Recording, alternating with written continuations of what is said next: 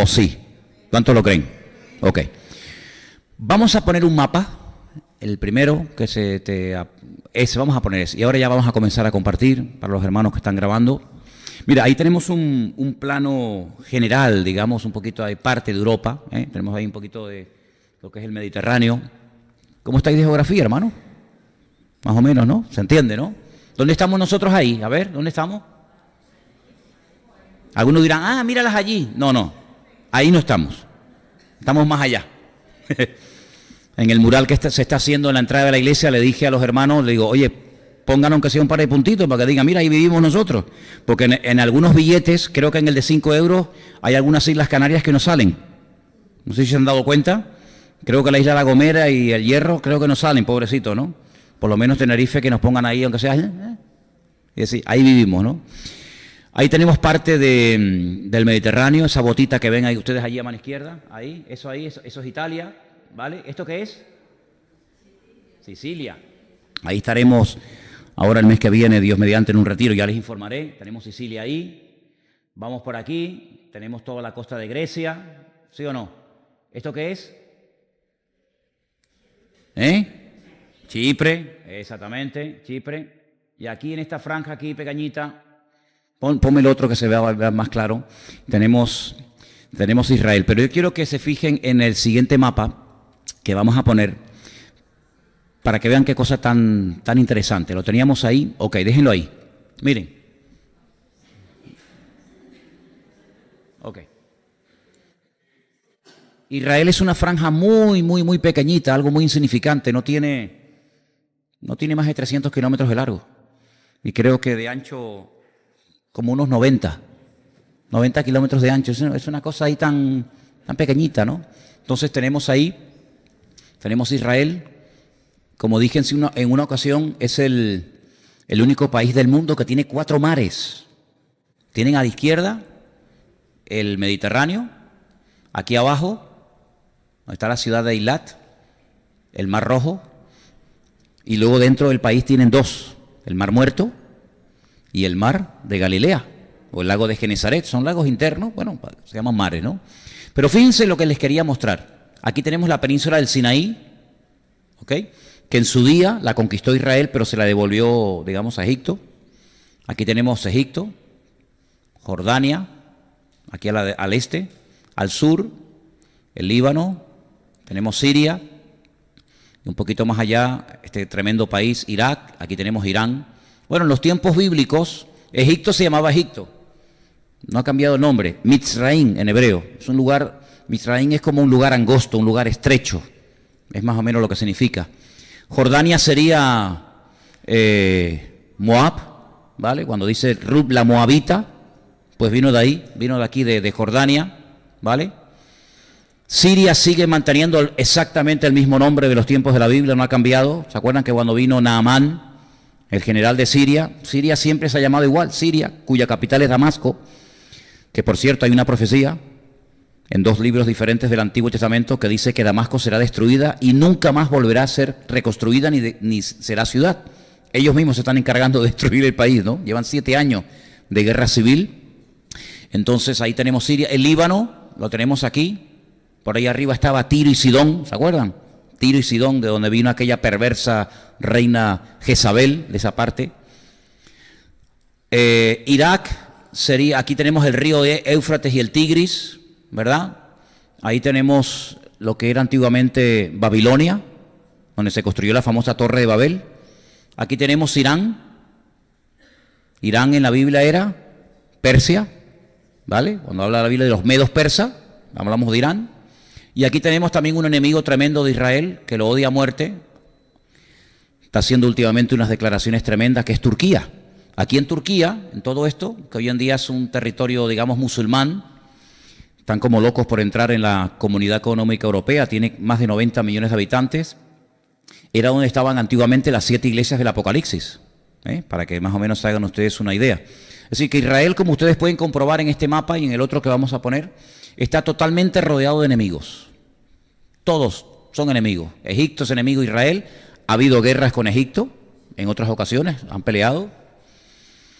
Con Siria, ni les cuento, todavía están litigando por los famosos Altos del Golán, esas montañas que hay en el norte de Israel. Por ahí arriba está el Monte Hermón, del cual habla la Biblia, por ejemplo, en el Salmo 133. Bueno, sabemos también que Turquía, que estaba por aquí arriba, como lo vimos antes, también va a tener un papel muy importante en todo el tema de las profecías. Tenemos, ¿cómo es? Aquí tenemos, por la zona esta, tenemos Irak, que eran los caldeos, de donde vino Nabucodonosor, ¿vale? Enemigo tremendo. Saddam Hussein mandó un montón de misiles contra ciudades en Israel, no sé si ustedes se acordarán de aquello. Y después, más aquí, más a la derecha, digamos, a la izquierda de ustedes, tenemos Irán, que Irán, el sueño de Irán es, ponme la anterior, el sueño de Irán es destruir el Estado de Israel. Y aparte de esos enemigos que odian a Israel a muerte y que lo que quieren es arrasarlos de la faz de la tierra, también hay enemigos dentro. También hay enemigos dentro. Es como si en tu casa estás rodeado, todos los vecinos te odian, te quieren matar, pero dentro en la habitación del fondo hay también enemigos, ¿no? Y bueno, Irán tiene en el norte, aquí en la parte norte de Israel, fíjense lo pequeñito que es Israel, aquí arriba en el norte, en el Líbano, está financiando un grupo terrorista, que es un grupo terrorista de los más poderosos del mundo, Hezbollah, y está financiado por armamento ruso y por Irán. Y ha habido guerras, ya ha habido también guerras en otro momento. Bueno, quiero decirles que desde el 48 y este año, ahora el mes de mayo, el mes que viene, Israel cumple 70 años desde su independencia. Ha habido varias guerras también, por supuesto, con el Líbano. Y ahí es donde está el famoso ejército de Hezbollah, que ellos tienen ya, no de ahora, ya hace tiempo, ellos dicen que tienen ya más de 100.000, no me he equivocado, 100.000 misiles apuntando hacia Israel en este momento. 100.000 misiles. Hace unos días me llamaron desde Israel y me comentaban, antes de que saliera incluso en las noticias, ya me había llegado la noticia a mí de que Israel atacó Siria. Porque lo que está ocurriendo es que se está preparando todo para lo que vamos a leer ahora, para que se cumplan las profecías. Saben que en Siria ha habido y hay una guerra civil terrible. Creo que ya lleva más de 7 años. Estamos viendo imágenes terribles donde las personas están muriendo, perdónenme, como las cucarachas, fulmigados, asfixiados porque se están utilizando armas químicas. En Siria hay arsenales de toneladas y toneladas de armamento químico que mata a la gente como si fueran cucarachas, ¿vale? Entonces, esas armas químicas están ahí. Irán quiere poner bases militares en Siria, porque ahí hay una unión entre Siria, el presidente sirio, que es un demonio, pero los que quieren ocupar el lugar son aún peor. Entonces, Rusia, por supuesto, siempre está en medio, con armamento, con tanques, con misiles, etcétera, etcétera. Entonces Israel es un país tan pequeño que no puede esperar que le ataquen para responder, sino que de vez en cuando Israel hace lo que se conoce como ataques preventivos. ¿Sí? Antes de que me ataques y me destruyas, si yo sé que estás montando todo para atacarme, tengo que atacar yo antes de que me ataques, porque como tú seas el primero en darme, me borras de la faz de la tierra. Ya los enemigos que rodean a Israel no son como antaño, que había un armamento tal vez muy obsoleto. Hoy en día cualquier enemigo que rodea a Israel, incluido Siria, Irán, Líbano, etcétera, tiene un armamento tremendo. Irán presume de que ya tiene misiles que en cuestión de minutos pueden llegar desde Teherán hasta Tel Aviv, hasta Haifa. De hecho, hace unos días el presidente de Irán dijo que ya tienen misiles apuntando y en cuestión de minutos pueden destruir la ciudad de Tel Aviv y pueden destruir la ciudad de Haifa. Bueno, eso es lo que ellos dicen, que ocurra es otra cosa, pero por lo menos es lo que dicen y lo han de intentar. Entonces Israel atacó hace unos días unas bases militares iraníes donde había mucho material ruso, y esto, claro, ha traído una situación muy complicada en esa parte del mundo. Y entonces, aparte del ataque químico que ha producido hace unos días en Siria, saben que Estados Unidos se está preparando para que en cualquier momento puede comenzar a atacar Siria y destruir esas bases y esos armamentos. Pero hoy decía Rusia, Putin decía que cualquier misil que lancen por tierra, por mar o por aire, ellos lo van a interceptar y van a defender con uñas y dientes a Siria. Es decir, que en este momento están involucrados los Estados Unidos, Francia, que ya ha dicho que también va a atacar, Inglaterra, que también ha dicho que va a colaborar en el ataque. Ya tenemos 3, tenemos a Irán 4, tenemos a Siria 5, tenemos a Rusia 6, tenemos a Arabia Saudita 7, tenemos a Líbano 8. Es decir, ya tenemos más de 12 o 15 naciones involucradas en este lío. Si esto no es una guerra mundial, pues entonces no sé lo que llaman guerra mundial, ¿vale? Entonces, todo esto que está ocurriendo y más ya está claramente escrito en la palabra de Dios. Entonces, lo bueno de todo esto, ¿qué es? Lo malo que se está poniendo todo. Eso es lo bueno. Lo malo nos indica que viene lo bueno. Vamos a leer el Salmo 83, un salmo extraordinario, donde aparecen unos nombres que son los países que les acabo de mencionar, pero con otro nombre. Pero son los mismos, el mismo espíritu, el mismo deseo de destruir, de borrar de la faz de la tierra a Israel, porque la lucha es una lucha también de tipo espiritual. No es una lucha por territorio, no es una lucha por tierra, es una lucha para que quede bien claro que el Corán, que el Islam y que Mahoma tiene más capacidad y más poder y más autoridad que el Dios de Israel, así de claro. Entonces, en el Salmo 83, que es un salmo que es un cántico, parece mentira, ¿no? Dice: oh Dios, no guardes silencio, no calles, oh Dios, ni te estés quieto, porque aquí que rugen tus enemigos y los que te aborrecen alzan la cabeza. Versículo 3. Contra tu pueblo han consultado astuta y secretamente, y han entrado en consejo contra tus escogidos. El versículo 3 en la versión Reina Valera dice contra tus protegidos. Aquí dice contra tus escogidos, porque es otra versión. Versículo 4. Han dicho, escuchen, venid y destruyámoslos para que no sean nación. Pero ¿esto cuándo se escribió? ¿Esta mañana? Porque da la impresión de que se reunieron esta mañana los libaneses, los iraníes, los rusos, los sirios, y dice, bueno, lo que tenemos que hacer es destruir a esta gente para que no haya memoria del nombre de Israel y para que no sean nación. No, esto no se escribió esta mañana, esto lleva ya miles de años escrito, fíjate, para que no haya memoria del nombre de Israel. Bueno, esto no es algo nuevo, este espíritu de destruir a este pueblo siempre ha estado, va pasando de generación en generación. Ya Amán, ¿se acuerdan? En el libro de Esther, ya él quería exterminar, borrar de la faz de la tierra a esta nación, a este pueblo. Ya lo intentó, ¿vale? Por lo tanto, no es nada nuevo. Ya Hitler también lo quiso hacer en la Segunda Guerra Mundial. Por lo tanto, no es algo que nos tiene que tomar de sorpresa, es el mismo espíritu, la misma actitud, el mismo objetivo, pero van pasando los tiempos. Dice en el versículo 5, porque se confabulan de corazón a una, contra ti han hecho alianza, contra Dios. El objetivo es luchar contra Dios. Las tiendas de los edomitas, ¿quién era Edom? Bueno, pues Edom, quiero recordarte que es el nombre que recibe Esaú, ¿vale? Esaú, ¿quién era Esaú? El hermano que odiaba a Jacob, su hermano gemelo. Esos son los edomitas. Entonces, ahí habla de los edomitas y de los ismaelitas. Ahora, cuando tú estudias profecía, los rabinos interpretan que Edom es Europa, ¿vale? Eso es lo que se suele interpretar siempre.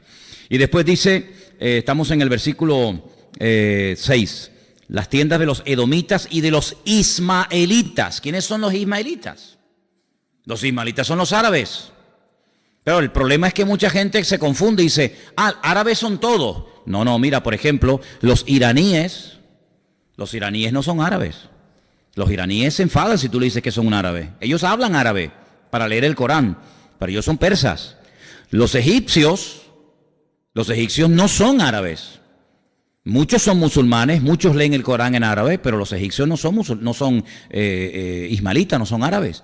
¿Árabes quiénes son? Pues los de Arabia Saudita, los de Qatar, los de Emiratos Árabes, ¿verdad? Los jordanos son árabes. Sí, uno también tiene que saber a qué se refiere el Señor cuando habla de árabes o cuando habla de ismaelitas. Entonces, fíjate, menciona a Edom, digamos Europa, menciona a los ismaelitas. Ismael es el padre de las naciones árabes, fue el primer hijo que tuvo Abraham con Agar, ¿se acuerdan? Por eso dice Moab. ¿Quién es Moab? Ya lo vimos en el mapa. Moab es Jordania. ¿Y de dónde salió Moab? De una relación extraña de Lot con sus hijas. ¿Se acuerdan que las hijas pensaban que el mundo había sido destruido, que el único hombre que quedaba sobre la faz de la tierra era su padre? Entonces, claro, estas dos chicas dicen, bueno, pues vamos a acostarnos con nuestro padre, lo emborrachamos, mantenemos relaciones con él para que no se extinga la raza humana. Entonces, una se acostó con él y la otra también, y entonces quedaron embarazadas, y una llamó a su hijo Moab y la otra lo llamó Amón. Así que los moabitas y los amonitas son descendientes de las hijas de Lot y de Lot, que a su vez era sobrino de Abraham. Así están todos emparentados de alguna manera, ¿no? Y dice, y los agarenos. ¿Y quiénes son los agarenos? Los descendientes de Agar. ¿Y de dónde era Agar? Era egipcia. Es decir, Abraham se fue de Egipto, pero el faraón le hizo un regalito, menudo regalito. Le dijo, toma, llévate a esta chica para que sea tu sierva, con la cual tuvo relaciones, y Agar es egipcia. Y tuvo un hijo y fue Ismael. Y después dice Jebal. ¿Lo veis ahí, versículo 7? Jebal, ¿quién es? El Líbano. Líbano es Jebal en la Biblia. Amón, ahí están los jordanos. Amalek. Bueno, Amalek es un poquito más complicado porque Amalek es un enemigo también con unas connotaciones un tanto extrañas, ¿no? Fue el enemigo que dice la Biblia que tendría Israel guerra contra él de generación en generación. Los amalecitas, ¿se acuerdan? Cuando Saúl perdonó a Agag, el rey de los amalecitas, que no lo quiso destruir, y toda aquella historia. Después dice los filisteos. Bueno, los filisteos eran los que vivían en la costa de Israel. Algunos dicen, los palestinos son los filisteos. No, los palestinos no son filisteos. Los palestinos toda la vida fueron jordanos, ¿vale? Y de la noche a la mañana comenzaron a llamarse palestinos. Eso de palestinos es un cuento chino porque Palestina nunca existió, ¿vale? El pueblo palestino fue el nombre que le pusieron los romanos, Filistea, Palestina. Había una antigua canción que se cantaba en las iglesias evangélicas, por cierto, muy bonito, que decía, tierra bendita y divina es la de Palestina donde nació Jesús. No, Jesús no nació en Palestina, ¿vale? Los palestinos cristianos y los no cristianos dicen que Jesús era palestino, ¿vale? Pero eso de Palestina es un cuento chino. Los palestinos eran de nacionalidad jordana. Y cuando Jordania entró en guerra, en una de las guerras con Israel, le dijo a muchos que vivían en Israel, que eran con pasaporte, con nacionalidad jordana, salgan del país, que nosotros en pocos días los echaremos al mar. Claro, Israel está en estrechito, Jordania empieza a atacar del este hacia el oeste, dice, los tiraremos al mar y allí se ahogarán todos, y después cuando los derrotemos, entren al país. Pero se fueron muchos y todavía no han vuelto porque perdieron la guerra, y no solamente perdieron la guerra, sino que perdieron mucho territorio. De hecho, cuando vamos a Israel, yo les llevo a ustedes a campos que todavía están minados, por donde se puede transitar para poder ir al río Jordán, a la frontera más estrecha que existe entre Israel y Jordania, donde ahí enfrente, allí en aquella escalera, ves ahí sentado con la bandera, en la garita, en el puesto de guardia, el soldado jordano haciendo guardia, y aquí, en medio del río Jordania, aquí ves a los soldados israelíes, ¿no? Entonces perdieron muchísimo territorio, pero los palestinos no son los filisteos. Los filisteos era un pueblo que tenían 5 ciudades en Israel en aquel tiempo, que eran los que vivían en la costa mediterránea, que eran Gaza. Por eso, claro, como los palestinos hoy en día viven en el territorio donde vivían antiguamente los filisteos, que era la Franja de Gaza, Ecrón, Asdod, Gat y todas esas ciudades, pues dicen, bueno, los palestinos de hoy en día son los filisteos de antaño. No, no tiene nada que ver. Los filisteos, su origen es de la isla de Creta, ¿vale? Para que sepan. Pero era un pueblo que siempre tuvo guerra contra Israel. Y después dice también aquí, aparte de los filisteos, dice, y los habitantes de Tiro. Tiro está en el Líbano, así que también el Líbano tendrá que ver. Dice, también el asirio. ¿Quién era el asirio? El de Irak. Entonces fíjense que los pueblos que estamos mencionando aquí son los mismos pueblos que todavía, miles de años después, siguen uniéndose para atacar a Israel. Entonces uno dice, pero bueno, entonces no ha cambiado nada. Ha cambiado el nombre de algunos países, pero el espíritu y el deseo de destruir a Israel sigue siendo exactamente el mismo. Y entonces dice, también el asirio se ha juntado con ellos, sirven de brazo a los hijos de Lot. Ya les dije que los hijos de Lot son los amonitas y los moabitas, los del este, los de Jordania. Y ahora dice el salmista, hazles como a Madián. Claro, ahora ustedes tienen que leer la historia de Gedeón cuando ataca a los madianitas, ¿se acuerdan? Y los destruye con aquellos 300 campesinos que apenas tenían una trompeta y un cántaro con aceite dentro y derrotaron a todo un ejército enorme de madianitas. Dice, hazles como a Sísara, como a Javín en el arroyo de Sisón, que perecieron en Endor, fueron hechos como estiércol para la tierra. Pon a sus príncipes como a Oreb y a Zeeb, como a Zeba y a Salmuna, todos sus príncipes. Claro, ahí tienen que leer ustedes la batalla que tuvo Gedeón con estos reyes para que vean cómo quedaron totalmente arrasados, cómo quedaron totalmente destruidos. Entonces, invocando lo que pasó en esa guerra, esa tremenda derrota para el enemigo y una enorme victoria para el pueblo de Dios, pues el salmista dice, mira, así como pasó con aquellos reyes de la antigüedad, hazlo hoy en día a todos estos reyes. Vuelve a ponerme el mapa, por favor. Entonces, se está preparando todo.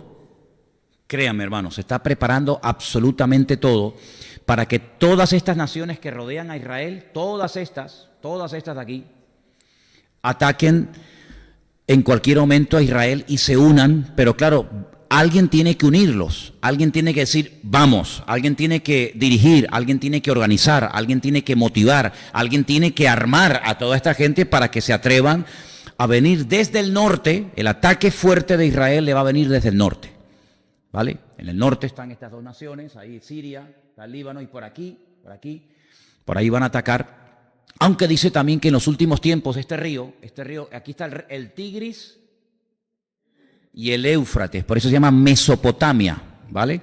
Estos ríos formaban parte del jardín del Edén.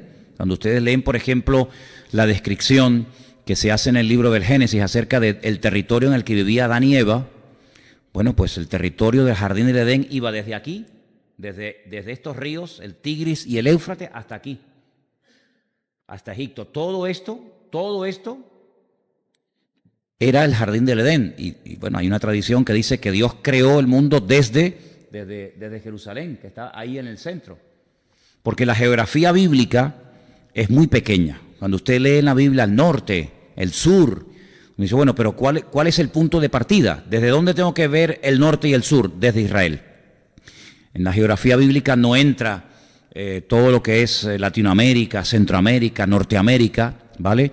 El que no se mencione, cuidado, el que no se mencione, por ejemplo, en la Biblia a los Estados Unidos, no significa que esa gran potencia, ese gran país, no tendrá nada que ver en los últimos tiempos. ¿Cómo no va a tener nada que ver? Por supuesto que va a tener nada, claro, tiene que ver. Pero el que no se le mencione no significa de que va a dejar de existir. Le pongo un ejemplo. Cuando la gente dice, pero bueno, si la Biblia habla de Adán, y habla de Eva, habla de Caín, y habla de Abel, y después habla de un tercer hermano que se llamaba Set, ¿con quién se casaban los hijos? Porque, por ejemplo, dice la Biblia, cuando el Señor le dice a Caín que va a ser un ser errante por todas las naciones de la tierra, y le dice, oye, los que me vean me van a matar. Dice, pero bueno, ¿quién te va a ver si solamente la Biblia menciona 5? Es que la Biblia no es un libro que habla de todos y cada uno de los personajes que existieron. Por supuesto que Adán y Eva tuvieron que tener un montón de hijos y muchas hijas, sin lugar a dudas, pero no se mencionan todas y cada una de ellas, porque si no la Biblia, hermano, sería un libro, imagínense, de 10 kilómetros de ancho y 10 kilómetros de alto, ¿no? Entonces la Biblia es un resumen de las personas que tienen que ver algo directamente con la historia bíblica, pero no se menciona a todo el mundo. Pero el que no se mencione no significa de que no existían, ¿me explico? Entonces el que no se mencione en temas proféticos por ejemplo, directamente a Estados Unidos, no significa de que los Estados Unidos no va a jugar un papel, entre comillas, fundamental o importante en los últimos tiempos. El que no se menciona un tema no significa de que no esté implícito en el tema, ¿no?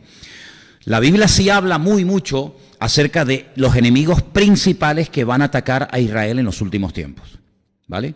Son enemigos que entre ellos han tenido guerras. Por ejemplo, Irán con Irak tuvo una guerra. Pero se van a unir en los últimos tiempos enemigos porque tienen un enemigo en común. Y ese enemigo en común es Israel. Ahora ustedes fíjense, por ejemplo, el territorio de Arabia Saudita, que no sale todo ahí. No sé si en el otro mapa.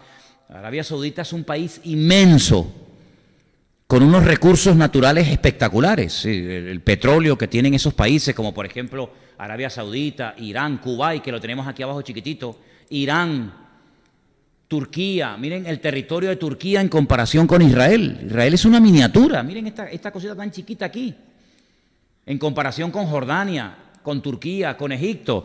Son países inmensos, países gigantescos, con millones de habitantes. Por ejemplo, como les mencioné antes, Turquía tiene más de 90 millones de habitantes. Israel tiene 7 y medio, de los cuales 1,5 millones son árabes, con nacionalidad judía, nacionalidad israelita. Es un país muy pequeño, sin esos recursos naturales tan tremendos como pueden tener otros países, pero es el lugar donde Dios decidió que su pueblo vivieran. Sí, dice la Biblia en el principio de los tiempos que Dios repartió a las naciones su territorio. Y el problema está cuando una nación quiere tener más de lo que le corresponde y quiere salir de sus fronteras y conquistar otros lugares. Dios le dio a cada pueblo las 70 naciones que se mencionan en el libro del Génesis, 70 naciones, por supuesto hay muchas más, pero de esas 70 nacen las demás.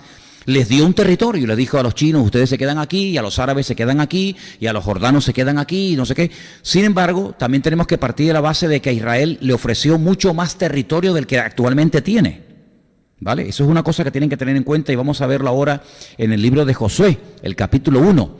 En el libro de Josué, capítulo 1, el Señor establece las fronteras de Israel, y como yo les dije en una ocasión, hay 2 preposiciones en la Biblia que son muy importantes. Una es desde y la otra es hasta. Es decir, el Señor dice desde aquí hasta aquí, ese va a ser el territorio que ustedes van a tener. Ahora, Israel nunca ha tenido ese territorio, ¿vale? El tiempo en el que Israel tuvo más territorio fue en el tiempo del rey David.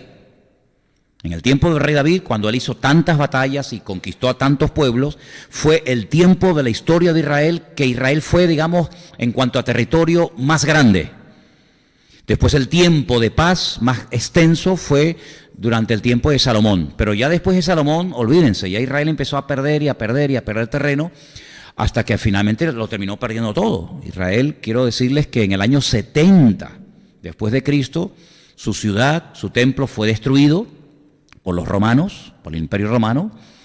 Alrededor del 100 y pico hubo una rebelión muy grande por un judío llamado Bar Kokhba, el hijo de la estrella, y había en aquel tiempo un famoso rabino llamado el rabino Akiva, que no es el Akiva que escribe libros hoy en día, del cual yo tengo muchos libros de él, otro, el rabino Akiva, pues él creía que Bar Kokhba era el Mesías, y entonces lo ayudó y lo apoyó, y sus 24,000 discípulos, que dice que llegó a tener Bar Kokhba, pues lo apoyaron y se enfrentaron contra el Imperio Romano, y el Imperio Romano dijo basta.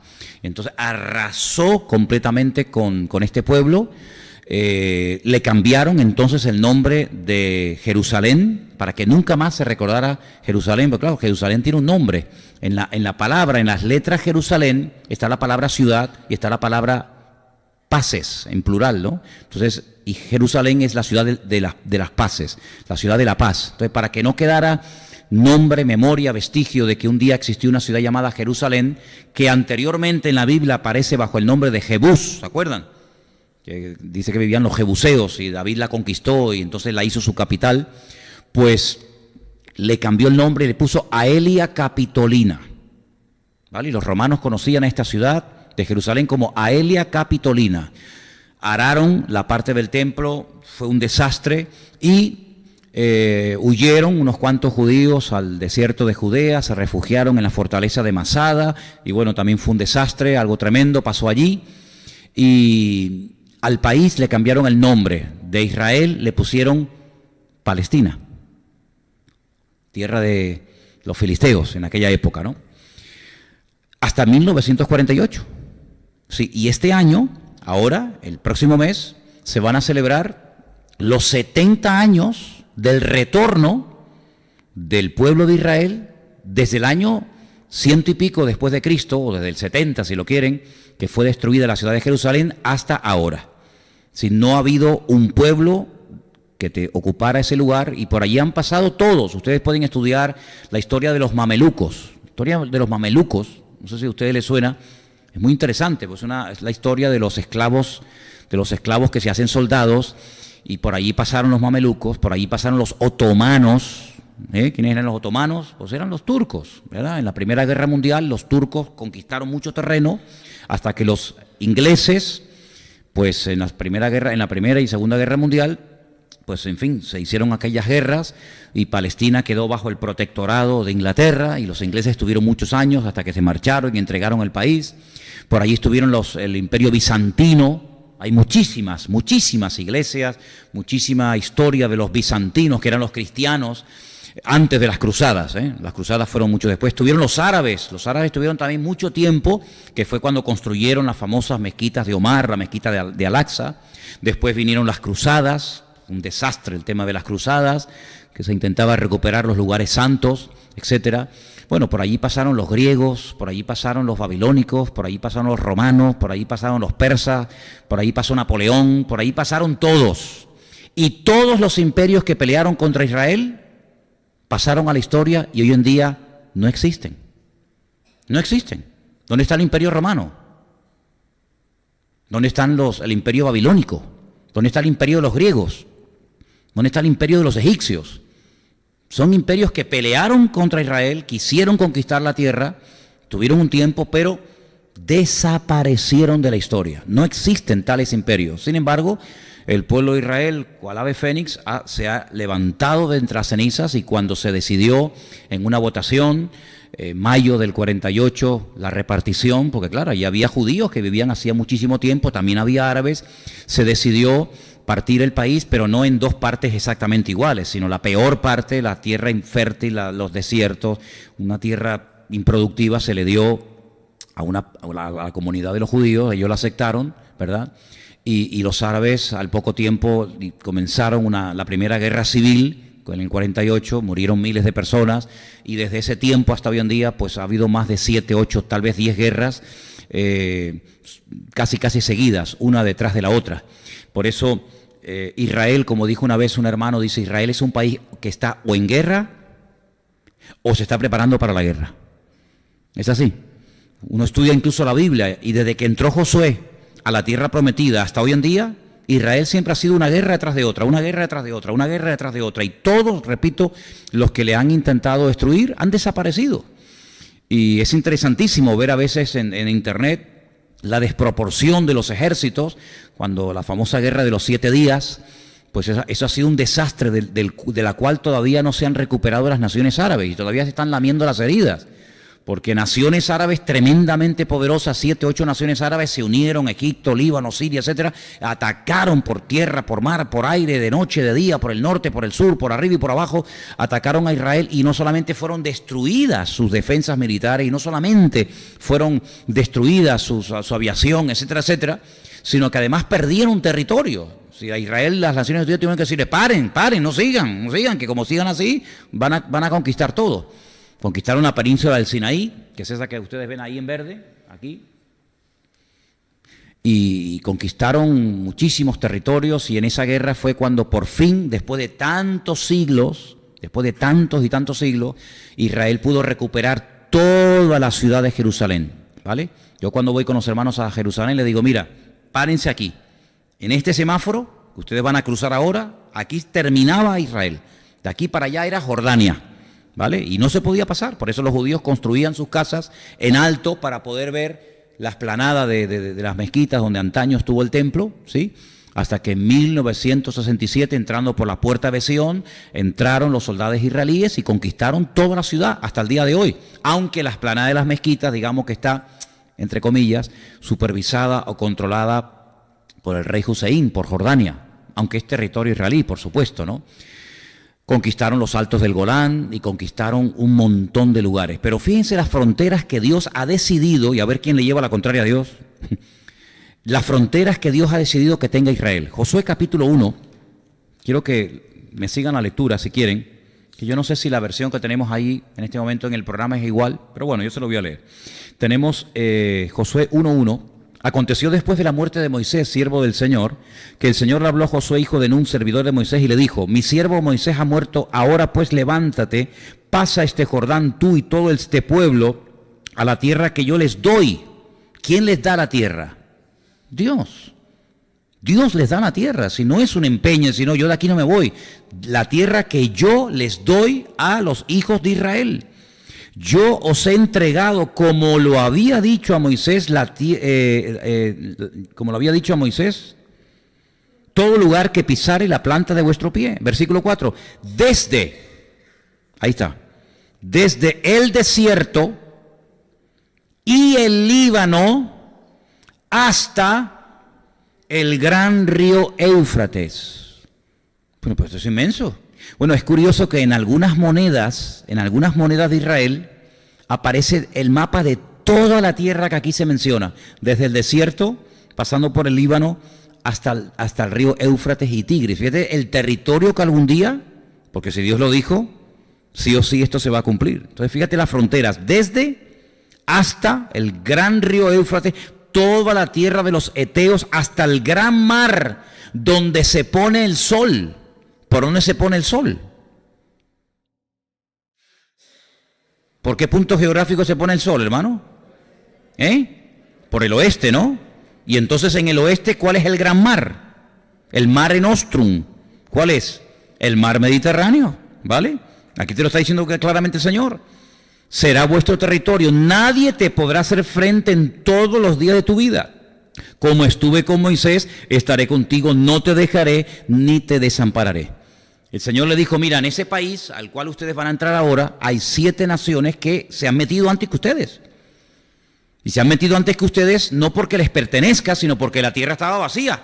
Ustedes estaban en Egipto, habían estado allí, Abraham, Isaac, ¿se acuerdan? Jacob, pero ellos tuvieron que ir a Egipto, por el caso de Abraham, el caso de Jacob, y en Egipto los hicieron esclavos y estuvieron siglos. Claro, durante esos siglos que ellos estaban en Egipto viviendo, aquí, en esta zona del río Nilo, pues la zona de Canaán, la tierra prometida, no estuvo vacía. Se metieron los cananeos. ¿Quiénes son los cananeos? Los descendientes de Can. ¿Y quién es Can? Bueno, pues Can es un hijo de Noé. ¿Cuántos hijos tuvo Noé? Según la Biblia, 3. Sem, Can y Jafet. Ah, interesante. Los cananeos son los descendientes de Can. ¿Y los descendientes de Sem? Los israelitas.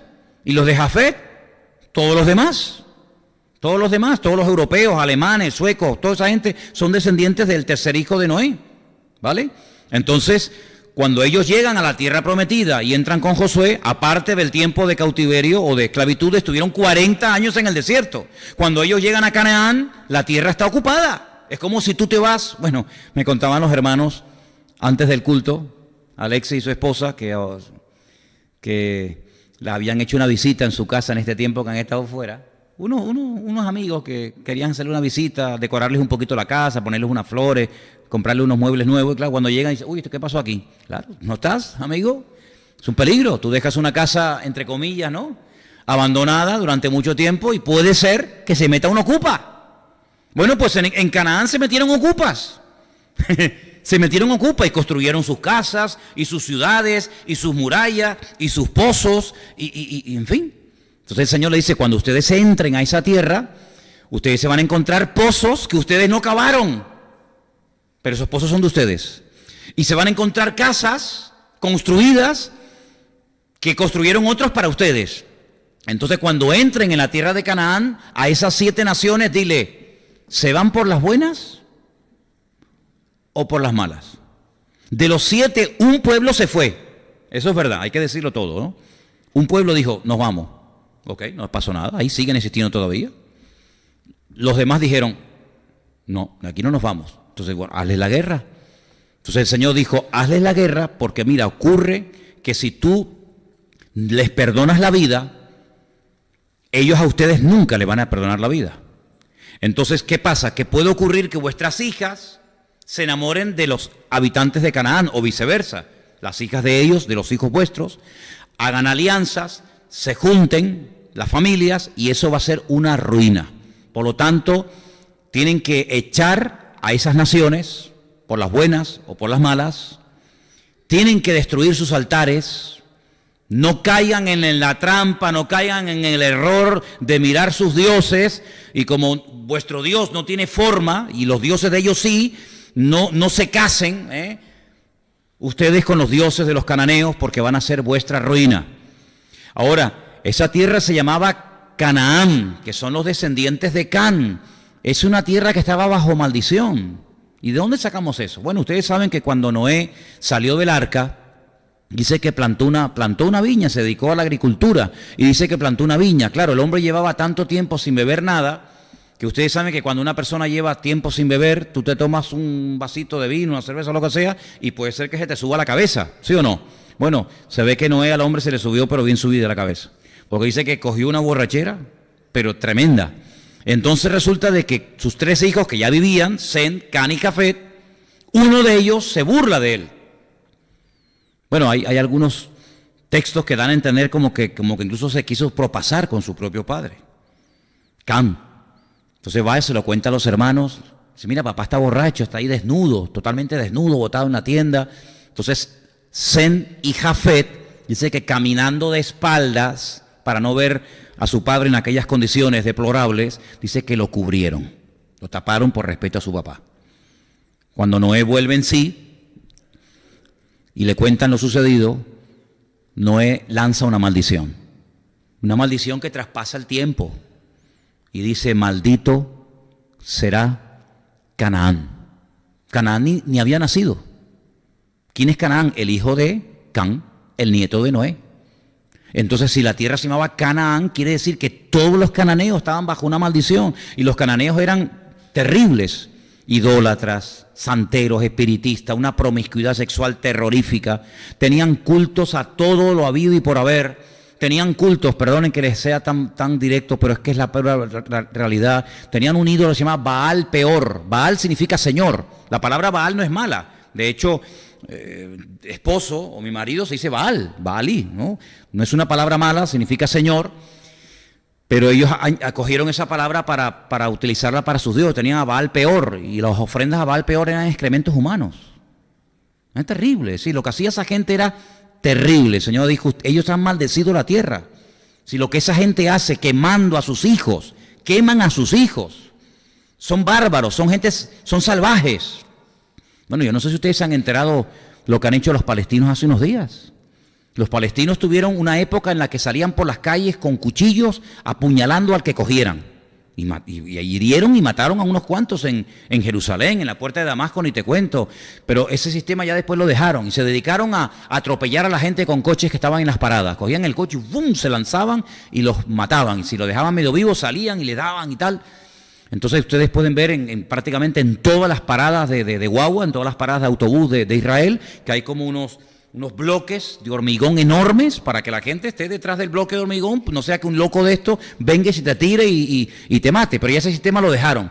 Ahora lo último que han hecho es convocar a 30 o 40 mil palestinos en la franja de Gaza, en el sur, y quemar nada más y nada menos que 10.000 gomas, 10.000 neumáticos, ruedas de coche, para hacer un impacto ecológico terrorífico, ¿verdad?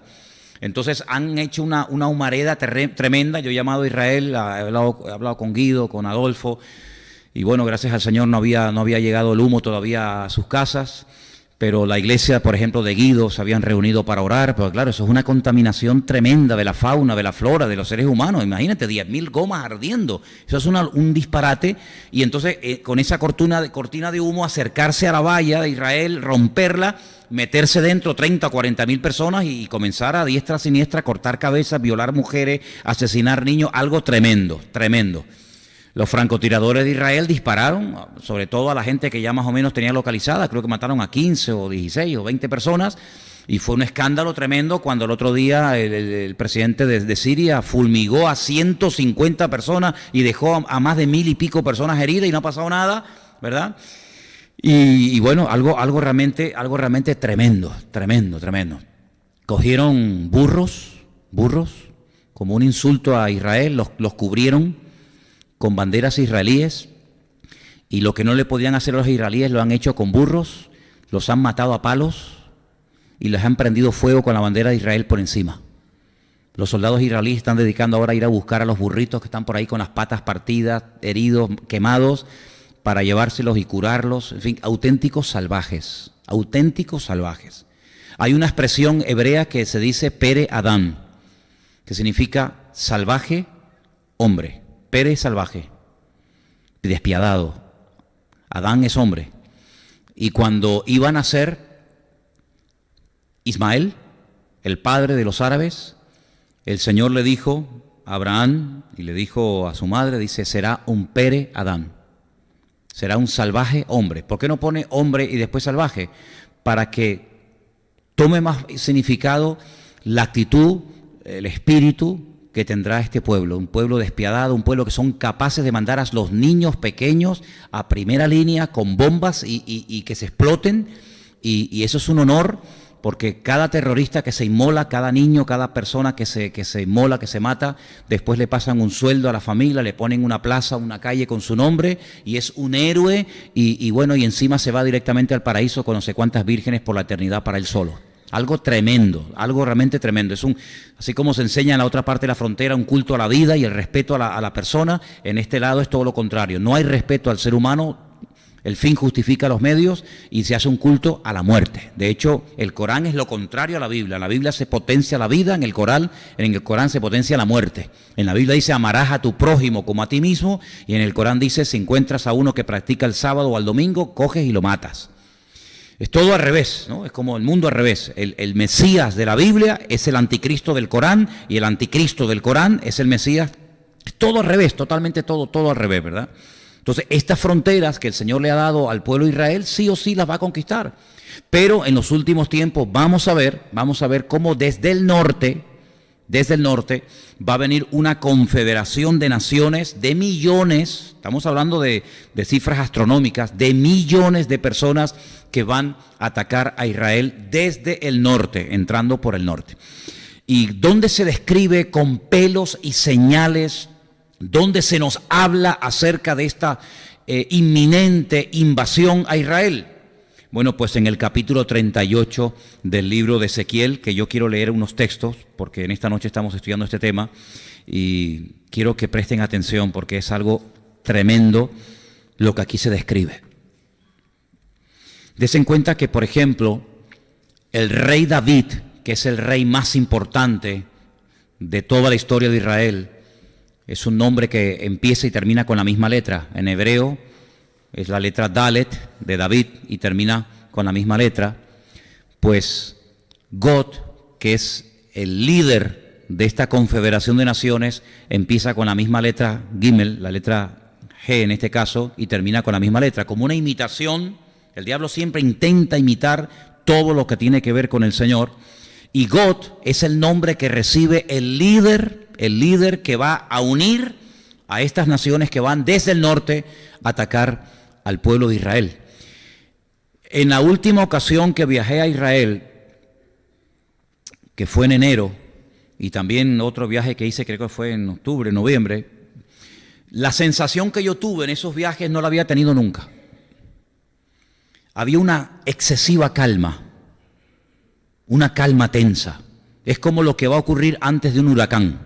Saben que cuando va a venir un huracán hay una calma que no se mueve ni una hoja. Dice, oye, no hay ni pájaros, ¿no? No hay pájaros. las hormigas desaparecen, los perros huyen, una calma total y de repente ¡bum!, viene un huracán y lo arrasa todo, ¿no? Pues esa era la sensación. Y hay hermanos en Israel en este momento que están teniendo esa sensación. Si hay demasiada calma, pero al mismo tiempo hay como una tensión de que tarde o temprano lo que dice la Biblia se va a cumplir.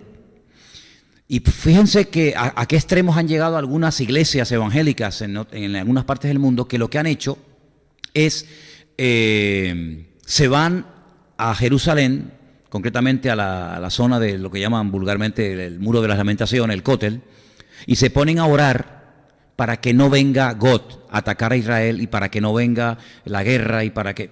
Bueno, miren, hermanos, ¿saben una cosa? Hay cosas que aunque usted ore por ellas, van a ocurrir sí o sí.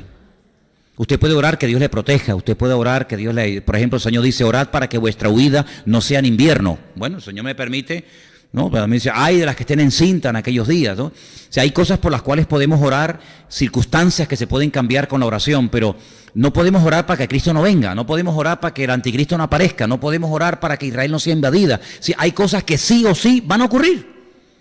Ahora, dice la Biblia, velad y orad, pero cuando sale el sol, sale para los buenos y para los malos, y cuando llueve nos mojamos los creyentes y los ateos. Sí, hay cosas en la vida que no se pueden evitar, lo que tenemos que guardar nuestro corazón y nuestra relación con el Señor para que lo que ocurra a nuestro alrededor, pues el Señor nos guarde, pero eso no significa de que usted no puede morir en una guerra. ¿Lo que pasa? Que los cristianos no mueren en una guerra, no hay cristianos que mueren de infartos, y no hay cristianos que mueren de cáncer, y no hay hermanos que han muerto en un naufragio, y en un terremoto, y en un huracán. Ningún cristiano nunca muere torturado ni crucificado. Por favor, seamos serios en esto. El Señor tiene establecido todo. Claro que tenemos que orar para que dice, para que vuestra fe no falle y seáis fieles hasta la muerte, pero el ataque por parte de God desde el norte es algo prácticamente inevitable. Y en el capítulo 38 de Ezequiel lo describe con una perfección tremenda.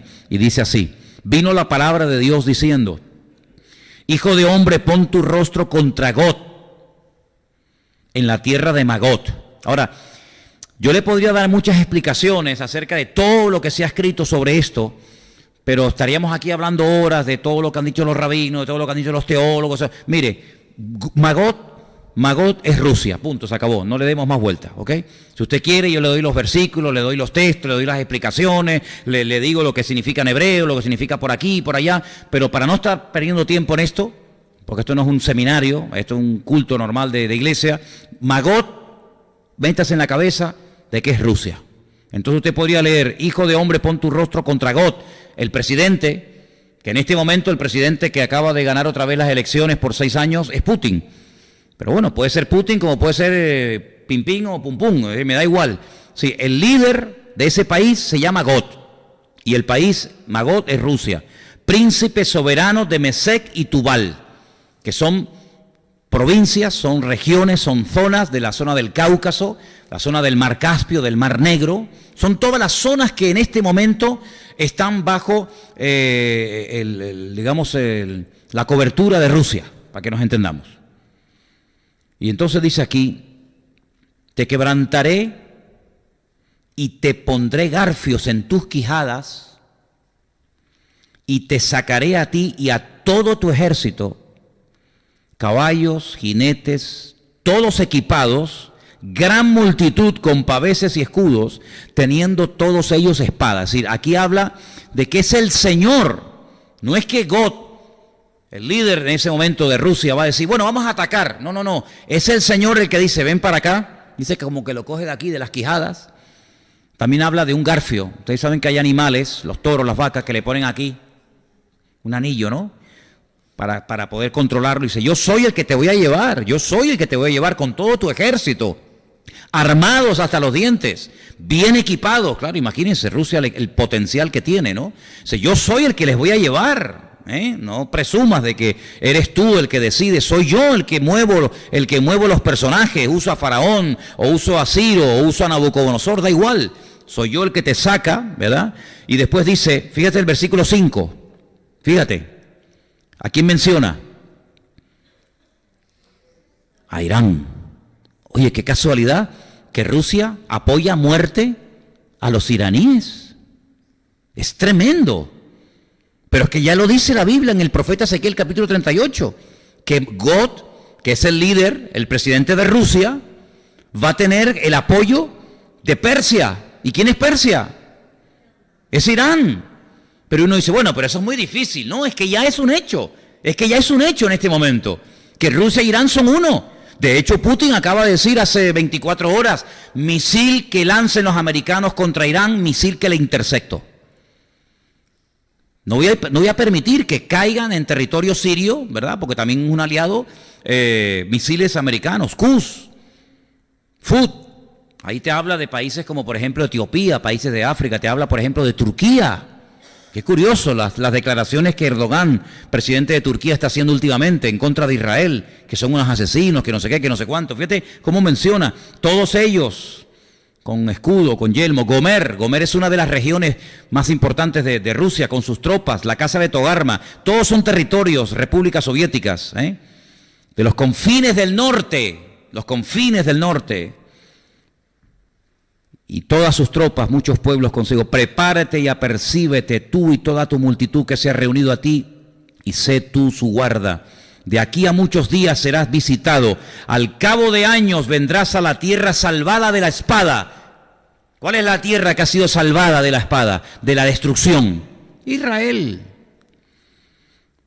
Un país que ha sido recogido de entre muchos pueblos. Israel. Israel ha sido salvada de la espada, de la destrucción total y absoluta. Un país que ha sido recogido de montones de naciones. Y te traeré a los montes de Israel, que siempre fueron una desolación, mas fue sacada de las naciones, y todos ellos morarán confiadamente. Subirás tú y vendrás como tempestad, como nublado para cubrir la tierra. Serás tú y todas tus tropas y muchos pueblos contigo. Si no, vendrás sola. No vendrás sola. Sabemos que Rusia no tiene ningún problema en invadir zonas que no le corresponde invadir. Lo hizo en Afganistán, lo hizo en Ucrania y lo ha hecho continuamente, invadiendo lugares, territorios, que después para sacarlos, madre mía, lo ha hecho continuamente. Así ha dicho el Señor: en aquel día subirán palabras en tu corazón y concebirás mal pensamiento. Ahora algunos dicen, bueno, ¿y por qué Putin todavía no ha atacado a Israel? Bueno, hay cosas curiosas. Putin fue criado por una familia judía. Putin habla hebreo. Putin tiene, entre comillas, una buena relación con Netanyahu, el presidente de Israel, porque tiene como una especie de agradecimiento, porque una familia judía, cuando sus padres iban a trabajar y él era muy pobre, vivía en no sé qué sitio, le daban de comer y lo atendían. Pero olvídense de eso, hermano. Olvídense de eso. Dice que llegará el momento en el que vendrán malos pensamientos, sea él o sea quien sea en el futuro, no lo sé, ¿verdad? Subirán malos pensamientos a su corazón y dirá: ahora es el momento, ahora es el momento de atacar. Y entonces dice aquí, para arrebatar despojos, subirá contra una tierra indefensa, iré contra gentes tranquilas que habitan confiadamente, todas ellas habitan sin muro y no tienen cerrojos ni puertas, para arrebatar despojos, para tomar botín, para poner tus manos sobre las tierras desiertas ya pobladas, sobre el pueblo recogido de entre las naciones, que se hace de ganado y posesiones, que mora en la parte central de la tierra. El centro del mundo es Israel. Saba de Dan, los mercaderes de Tarsis, y todos sus príncipes te dirán: has venido a arrebatar despojos, has reunido tu multitud para tomar botín, para quitar plata y oro, para tomar ganados y posesiones, para tomar grandes despojos.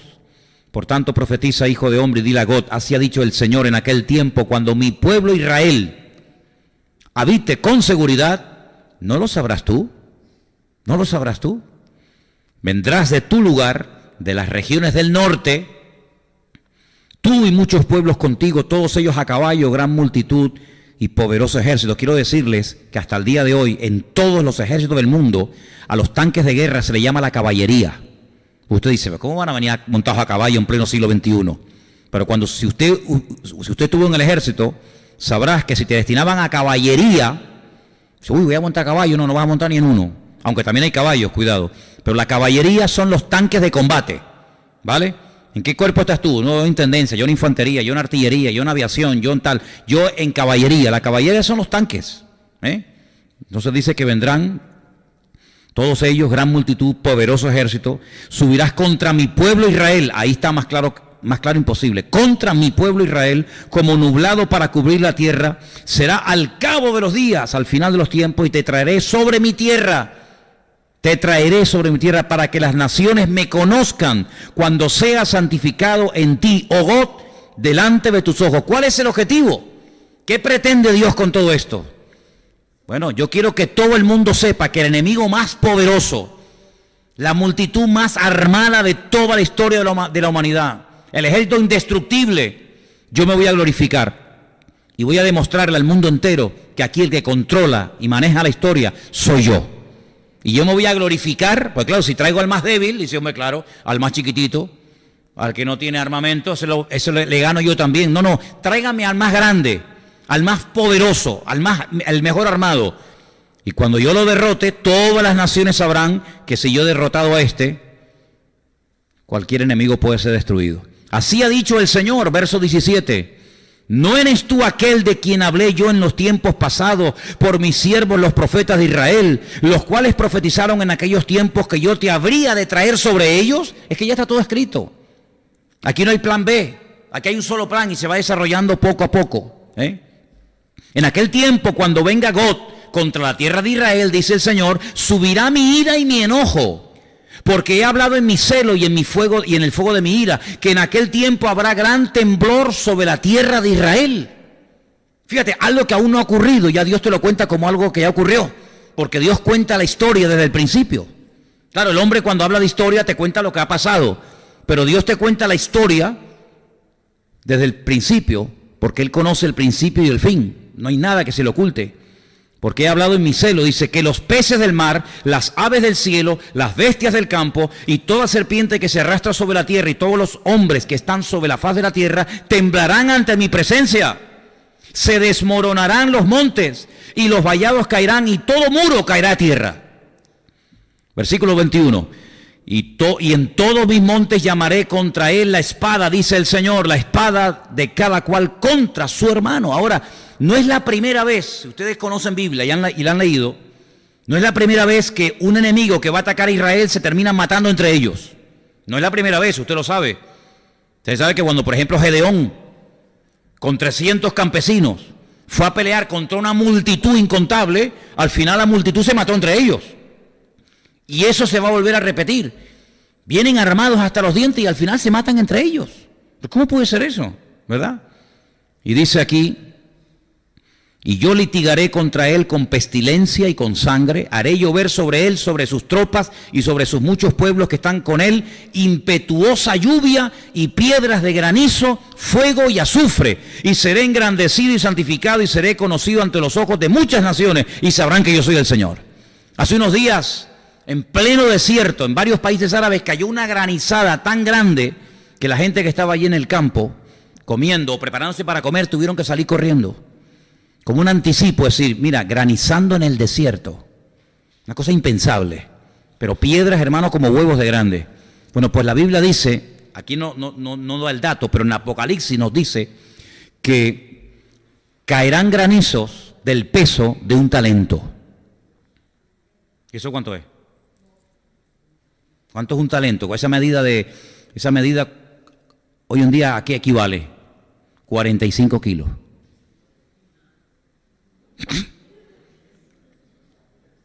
A mí me han tirado piedras en la cabeza. Yo me acuerdo, nunca me olvidaré en mi vida cuando yo salí una vez de clase. Claro, le habré hecho algo a alguien y dice, esta se la tengo sentenciada cuando salga. Yo salí de clase y yo ni la vi venir, ni sé, nunca supe quién fue. Me lanzaron una piedra aquí en el hombro, pero un dolor, hermano, terrible. Nunca me enteré. Pero ustedes imagínense lo que es una piedra desde el cielo. Claro, eso se multiplica, tienen que multiplicar. Yo no sé ahora mismo la fórmula, pero usted multiplica la masa por la velocidad, 45 kilos contra la... Bueno, 45 kilos, hermano, te traspasa un edificio. Una granizada de 45 kilos.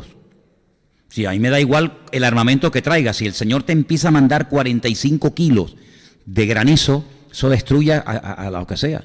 Fíjense qué curioso que algunas de las cosas que van a ocurrir en los últimos tiempos ya ocurrieron en Egipto con Faraón. Faraón era la potencia militar número 1. Y el Señor arrasó, destruyó. Y una de las cosas que mandó, ¿qué fue? El granizo. El granizo arrasó con todas las cosechas, con todos los árboles, que hasta el día de hoy Egipto no ha levantado cabeza. Entonces, en los últimos tiempos dice el Señor que mandará una lluvia tremenda. Y mira lo que dice aquí. Tú pues, hijo de hombre, profetiza contra. Todo lo que profetiza Ezequiel siempre es contra, nunca es a favor. Siempre es contra Gog. Y dile, así ha dicho el Señor, he aquí yo estoy contra ti, oh Gog, príncipe soberano de Mesec y de Tubal. Te quebrantaré, te conduciré y te haré subir de las partes del norte y te traeré sobre los montes de Israel. Así que detrás de todo esto está el Señor. Es Dios el que dice, tranquilo, no se preocupen, si yo soy el que lo voy a traer, pero le voy a dar una tunda, le voy a dar una cuerada, que va a decir, amada, ahora salí de mi casa. Te hubieras quedado quietito, porque te vas a ir calentito. Te vas a ir que, bueno, no se va a ir, ya verás lo que le va a pasar. Pero mira qué bueno es el Señor. Fíjate. Sacaré tu arco de tu mano izquierda, te derribaré tus saetas de tu mano derecha. Sobre los montes de Israel, escucha, caerás tú y todas tus tropas, y los pueblos que fueron contigo, a las aves de rapiña de toda especie y a las fieras del campo, te daré por comida. Bueno, si yo soy God, yo digo, yo no voy allí ni loco. Porque lo que me está diciendo es que mi cuerpo se lo van a comer los buitres, se lo van a comer las aves de rapiña. Es decir, estate quietito, God, estate quietito, Gojito, estate quietito. Y dice, sobre los montes de Israel caerás, sobre la faz del campo caerás, porque yo he hablado, dice el Señor. Enviaré fuego contra Magot, contra Rusia, sobre los que moran con seguridad en las costas, y sabrán que yo soy el Señor. Haré notorio mi santo nombre en medio de mi pueblo Israel, y nunca más dejaré profanar mi santo nombre, y sabrán las naciones que yo soy el Señor, el Santo de Israel. Ahora, tiene que ser algo muy contundente, tiene que ser algo muy claro para que la gente diga, no, esto no es casualidad, esto no es que ellos son más fuertes que, no, esto es que es la mano de Dios. Porque al principio Faraón decía, yo también lo hago. A ver, tiren ustedes la vara, y se convertía en serpiente y decían, nosotros también lo hacemos. Hubo un momento en el que Faraón dijo, esto es mano, esto es dedo de Dios, esto ya no soy capaz de hacerlo. Bueno, pues llegará un momento en el que será tan clara la intervención divina que todas las naciones de la tierra dirán, esto es Dios, esto no tiene otra explicación más que una explicación divina, esto es el Señor. Los moradores de las ciudades de Israel saldrán, escucha, y encenderán y quemarán armas, escudos, paveses. Bueno, aquí te hablan en el lenguaje de la época, ¿no? Metralletas, cañones, bazocas, lanzas, los quemarán en el fuego, ¿cuánto? 7 años. 7 años, utilizando todo el combustible, utilizando todo lo que esa gente trajo para destruir Israel. No traerán leña del campo ni cortarán árboles, sino que quemarán las armas en el fuego. Despojarán a sus despojadores, como fue en Egipto, que se fueron, pero no con una mano delante y una mano detrás, se fueron ricos porque despojaron a Egipto. Robarán a los que le robaron, dice el Señor, en aquel tiempo. Mira la misericordia de Dios. Yo daré a Gog lugar para sepultura allí, en Israel, en el valle de los que pasan al oriente del mar, y obstruirá el paso de los transeúntes, pues allí enterrarán a Gog y a toda su multitud, y lo llamarán la tierra de Amón Gog, que significa multitud de Gog. Y uno dice, bueno, ¿y por qué el Señor le permite sepultura en Israel? Porque el Señor no olvida ni lo bueno ni lo malo que el ser humano haya hecho. Gog es un descendiente de Jafet, no es descendiente de Can, no es descendiente de Sem, es descendiente de Jafet. Y Jafet, en Génesis capítulo 10, dice la Biblia que cubrió a su padre cuando estaba desnudo, lo cubrió, no lo avergonzó, no lo humilló, sino que lo tapó. Y como un descendiente de Jafet, así como el descendiente de Cam fue maldito y había que destruirlo, Gog, como descendiente de Jafet, el Señor le dirá, has venido contra mi pueblo, has venido a destruir mi ciudad de Jerusalén, has venido a borrar mi nombre sobre la faz de la tierra, pero yo te daré un lugar para sepultura, para que todo el mundo que pase por este lugar diga, ¿quién está enterrado ahí? ahí está enterrado nada más y nada menos que el peor enemigo de Israel. El que quiso destruirnos, ahí está enterrado como señal perpetua de que hasta aquí llegaste, amigo. ¿Qué les parece? Tremendo. Y dice algo más, y la casa de Israel los estará enterrando por 7 meses para limpiar la tierra. 7 años quemando el combustible, quemando el armamento, y 7 meses enterrando muertos. Muchachos, ¿pero cuántos va a haber? Bueno, la Biblia dice que la sangre llegará hasta la altura de los frenos de los caballos. ¿Qué te parece? Toda esta batalla, ¿dónde se va a llevar a cabo? En el valle de Josafat o el valle de Meguido, que es un valle espectacular que va desde la costa de la ciudad de Haifa, casi hasta el norte de Israel, ¿verdad? Un valle gigantesco. Napoleón, cuando lo vio, porque Napoleón estuvo en Israel, se quedó mirando. Él desembarcó en en Jope, y cuando él vio aquel valle dijo, este es el valle perfecto para librar a cabo una gran batalla. Pues en ese valle se va a llevar a cabo esta batalla, tremendo, y dice, los enterrará todo el pueblo de la tierra y será para ellos un día célebre en el que yo sea glorificado. Tomarán hombres a jornal para que vayan por el país con los que viajen, para enterrar a los que queden sobre la faz de la tierra, a fin de limpiarla al cabo de 7 meses. Hermanos, 7 meses enterrando muertos, eso es una barbaridad. Millones. Jamás ha habido tantos millones de soldados con el único propósito de destruir a un solo pueblo. Pero ¿saben? Si ustedes leen Zacarías capítulo 14, yo les voy a pedir que lo lean esta noche tranquilitos, ahí en casa, antes de irse a dormir. No tengan miedo de que van a tener pesadillas. No, Zacarías 14 es muy bueno. Dice, esta será la plaga con la que el Señor herirá a todos los soldados, a todas las personas que dijeron vamos a subir y destruir a Israel y a destruir Jerusalén. Ezequiel habla de granizo, Ezequiel habla de terremoto, pero Zacarías da un dato más y dice, esta será la plaga, el castigo, con la que el Señor va a herir a los que se levantaron con el propósito de destruir a Israel. Miren qué interesante. Y dice así, para que veáis lo interesante que dice la Escritura. Esta será la plaga con la que el Señor herirá a todos los pueblos que pelearon contra Jerusalén. La carne de ellos, escuche bien, la carne de ellos se corromperá estando ellos sobre sus pies, y se consumirán en las cuencas sus ojos, y la lengua se les va a deshacer en su boca. Ahora, si a ti te pegan un tiro, tú caes al suelo y mueres. Si te lanzan una flecha, tú caes al suelo y mueres. Pero esta es la única vez que la gente se muere de pie. Porque en la vida, cuando uno muere, cae. Pero esta plaga va a ser diferente, porque es la primera vez en la historia de la humanidad que la gente muere estando de pie.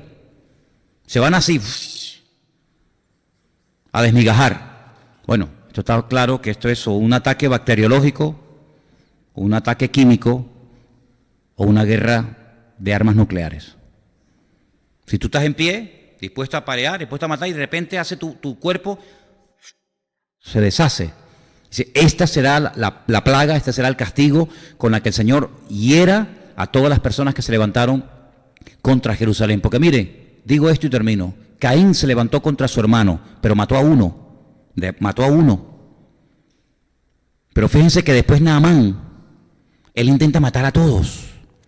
Es decir, el odio contra ese pueblo, hacia esa nación siempre va en aumento. Caín mató a uno. Faraón quería matar solamente a los varones. Bueno, perdonó a las niñas y a las mujeres. Pero Naamán quería matar a todos. Y vemos que va en aumento, ¿verdad? De uno a los hombres, después a todos. Pero lo que intenta God no es matar a uno, ni a dos, ni a tres, ni a cuatro, sino lo que intenta God es no solamente matarlos a todos, sino matar a Dios. Porque God tiene ese espíritu de la malecita, que es que el que se levanta contra el trono de Dios. Por eso, Rusia es una nación atea, una nación donde el ateísmo, el darle la espalda a Dios, es su bandera.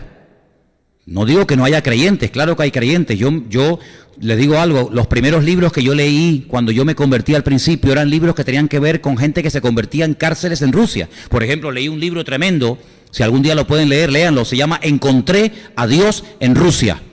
Eran personas que metían en la cárcel y ahí contaba todas las barbaridades que le hacían y se llegaban a convertir al Señor. Y yo me acuerdo cuando yo era recién convertido que iba con mi pastor, él me decía, vamos a pescar. Y nos íbamos al muelle de Las Palmas de Gran Canaria y nos íbamos al Parque Santa Catalina con bolsos llenos de Biblias en ruso y orábamos para que el Señor nos pusiera en contacto con rusos, pero cuidado. Los rusos cuando salían de los barcos, porque la flota rusa estaba, no sé si todavía estará en Las Palmas, pero en aquellos años estaba ahí afincada en Las Palmas, y cuando salían no salían nunca solos, sí me salían en grupos, y uno del grupo era el que vigilaba al resto. Y teníamos que orar para que cuando estaban a lo mejor en la vitrina de una tienda de estas de indios, ¿no? Las famosas tiendas de indios que tenemos aquí que venden informáticas y cámaras y todo, y nos acercábamos a ellos sin decir palabra, aparte no sabíamos ni qué decirles, nos acercábamos a ellos, abríamos así el bolso y se lo enseñábamos. Miraban adentro, miraban a todos lados y hacían así. Y se guardaban la Biblia. Y teníamos un Nuevo Testamento pequeñito que estaba preparado para que lo pudieras meter hasta dentro de la taza del café con leche o dentro del agua y no se estropeaba. Pues si te revisaban, hacías así, pum, lo metías dentro de la taza del café, no se veía y ahí estaba y lo sacabas y no se mojaba. Pero claro, si íbamos así y el encargado del grupo veía que estábamos repartiendo Biblia, automáticamente daba la orden y se iban todos al barco. Bueno, tanto nos usó el Señor en aquella época repartiendo Biblias a los rusos que nos invitaron un día a un barco a comer. Y nunca me olvidaré porque estábamos comiendo en ese barco, todos nos miraban y claro, no podíamos comunicarnos, pero sabíamos que había gente ahí convertida y nos trajeron un pan, nunca en mi vida me olvidaré, era un pan cuadrado de color marrón oscuro, riquísimo, buenísimo así, era como un pan de molde, muy marrón, duro, así lo cortaban y comíamos aquello. Y después nos enteramos de que lo hacían con las tripas de los pescados. Cuando limpiaban el pescado, las tripas las guardaban y tal. Y yo dije, pues a mí me gusta un montón. A mí cuando me gusta una cosa, era con tripas de pescado, un pan riquísimo. Y allí fue donde probé la sopa esa. ¿Cómo se llama la sopa, Esteban? Esa sopa caliente, picante, Bosch, no sé qué, una sopa, Bosch, esa, y ahí comíamos esa sopa caliente, picante. Después nos ponían también, ¿cómo se llama? Yo decía, no, eso no. La bebida esa blanca, la vodka. Digo, no, vodka déjalo para otro día. Y el Señor nos usó. Y cuando orábamos en aquellos años para que Rusia se abriera, pues nos vino a visitar un hermano que me acordé toda mi vida. La iglesia en la que yo me convertí eran bancos, como dije, no eran sillas. Y él predicaba siempre sentado en el banco, pero así en la parte de arriba, ¿no? Se sentaba así, ¿me explico? Y él decía, es que yo no puedo estar mucho tiempo de pie por de tantas torturas que había recibido. Él predicaba sentado y él era parte del equipo del hermano Andrés. El equipo del hermano Andrés eran hermanos que se dedicaban en aquellos años a llevar de contrabando Biblias a Rusia. Y leí un libro en aquellos años, si lo pueden encontrar, búsquenlo, se llama El contrabandista de Dios. Y entonces este hermano contaba, claro, yo en aquellos primeros días de mi conversión, para mí aquello era, yo decía, yo quiero ser así. Por eso, claro, yo me volví loco, escuchando y viendo aquellos personajes que llegaban a mi iglesia, yo oía aquello y yo decía, claro, ¿cómo no voy a ser así como soy con aquel tipo de personaje, no? Llegaba y decía, ¿saben, hermanos? Nosotros nos compramos una caravana. Y yo decía, a ver, y la llenamos toda llena de Biblias, toda Biblia, montones, y el coche y la maleta y todo, ¿no? Y pusimos un cartel por fuera que ponía recién casados. Y nos fuimos a la frontera de Rusia y cuando iban a llegar, se paraban y decían, Señor, hace 2000 años tú abrías los ojos de los ciegos. Ahora te pedimos que los cierres. Y dice que llegaban a la frontera y los militares abrían. Había miles de Biblias allá adentro y no veían nada. Y decían, pasen. Y nos hablaba de cómo repartían las Biblias y cómo se juntaban en lugares. Y claro, yo oía aquello y decía, madre, bueno, yo alucinaba con todo aquello, ¿no? Y Y en aquellos tiempos cuando orábamos por Rusia y repartíamos las Biblias y todas estas historias y otras que no les he contado, pues con los años cayó, ¿no? Cayó la Unión Soviética y todo aquello. Pero yo muy jovencito, yo siempre predicaba y decía, algún día se volverán a levantar. La osa herida se volverá a levantar y se volverá con más rabia que antes.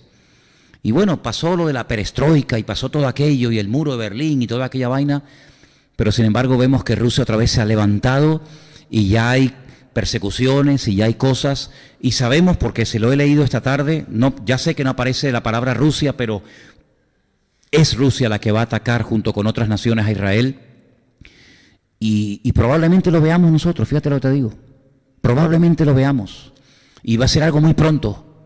Porque ya los Estados Unidos ha dicho, no vamos a permitir esto, y el otro ha dicho, pues venga, ven que te estoy esperando, y sabemos que hoy en día, en una hora, ¿qué? En una hora, en un minuto, cambia el mundo, en un minuto cambia todo. Por eso yo les digo, sí, hermanos, estamos aquí, gloria a Dios, y cantamos, y todo lo que ustedes quieran, pero no se olviden de que las profecías tarde o temprano se van a cumplir. Ahora, yo no quiero que tengan esa actitud de temor, porque dice la Biblia que la profecía es como una antorcha que ilumina la oscuridad. Y cuando vemos que estas cosas se cumplen y vemos que los rusos, mira que hay países en el mundo y justamente se juntan con los iraníes y justamente se van al norte de Israel. Jolín, se podían haber ido a África, ¿no? Se podían haber ido, se van a ir a donde Dios diga que se van. Y van a venir y van a atacar y es algo inevitable. Pero detrás de todo esto está la mano de Dios que controla la historia y mueve a las naciones y a los líderes de las naciones como si fueran títeres en su mano. Y al final de todo esto, el objetivo de todo esto es que mi nombre sea glorificado y que todas las naciones de la tierra conozcan que yo soy el Señor. ¿Cuántos dicen amén? Entonces se acercan tiempos difíciles, claro, tiempos tremendos, que si el petróleo, que si la bolsa, que si esto, que si aquello, pero lo importante de todo esto es que lo que leemos aquí se está cumpliendo. ¿Cuántos dicen amén? Así que vamos a orar en esta tarde y vamos a pedir que nuestros ojos estén bien abiertos, bien abiertos. Ayer se celebró en Israel, no sé si ustedes vieron las imágenes, eso es único en el mundo, eso es digno de ver, Todo el país se para. Las autopistas con miles y miles de coches se paran, todos se salen de los coches y se quedan así de pie sin moverse. Todos los que están por las calles se detienen, los que están sentados se ponen de pie. Ayer se recordó el aniversario de la Shoah, del aniversario del Holocausto. El Holocausto nazi, donde murieron millones de judíos, ¿verdad? Y ayer muchos de allí se asustaron, porque todos los años hay exhibiciones militares de aviones, pero ayer como nunca antes se vieron demasiados aviones volando sobre la costa de Israel y se asustaron y llamaron por teléfono, oye, ¿qué está pasando? ¿Empezamos la guerra? ¿No empezamos la guerra? Es decir, hermanos, todo esto Juan lo vio en palabra profética, en visión, en sueños. Ezequiel, Daniel, Zacarías, tantos profetas, ellos lo escribieron como algo que iba a ocurrir, y mira tú por dónde, a ti y a mí, capaz que el Señor nos permite ver lo que ellos escribieron. ¿Qué te parece? Tal vez te hubiera gustado al revés, ¿no?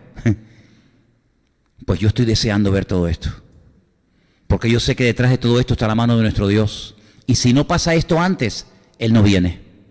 Y como todos queremos que el Señor venga, primeramente hay que pasar por el fuego para después ver la bendición de Dios. Así que no tengan miedo, dale ahí gloria y honra al Señor donde está sentado y dile: Señor, prepara mi corazón, porque yo veo en tu palabra que todo está escrito con una perfección absoluta, no hay ni un solo detalle que no esté escrito, y tu palabra, Señor, es lumbrera a nuestro camino, es el pan de nuestra alma, y por eso queremos alimentarnos de ella y leer ahora más que nunca las profecías, escudriñar las Escrituras, porque ellas son las que dan testimonio verdadero de la verdad. Y queremos pedir por Israel, queremos pedirte por Jerusalén, queremos orar por todos nuestros hermanos, pastores y siervos tuyos que están en esa parte del mundo en este momento sirviéndote, sabiendo lo que viene, pero también sabiendo que todo está bajo la mano y el control de nuestro Dios. Trae paz a nuestros corazones, caerán a tu lado 1000, 10.000 a tu diestra, mas a ti no llegará, dice la palabra. Tú nos guardarás en completa paz, por cuanto nuestro corazón, nuestra mente en ti persevera. Te pedimos, Señor, que en estos tiempos difíciles y peligrosos tu iglesia se mantenga firme en la fe, que tu iglesia mantenga los ojos puestos en Cristo y que nada ni nadie nos distraiga, que nada ni nadie nos asuste, porque el perfecto amor echa fuera el temor. Y queremos, Señor, agarrarnos a ti más que nunca. Sabemos que el mundo va a ir de mal en peor, la maldad se va a multiplicar, pero el que persevere hasta el fin, ese será salvo. Y yo quiero ser eso, uno de esos, de los que perseveran hasta el fin, Señor.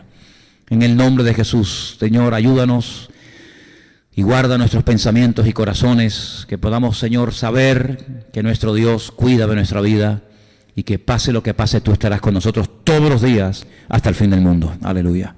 Gracias, Padre, por tu presencia en nuestra vida y por haber llegado la verdad a nuestros corazones. En el nombre de tu amado Hijo Jesús. Amén y amén. Nos ponemos de pie, amados, en esta tarde. Vamos a, como siempre, hacemos, no porque sea menos importante,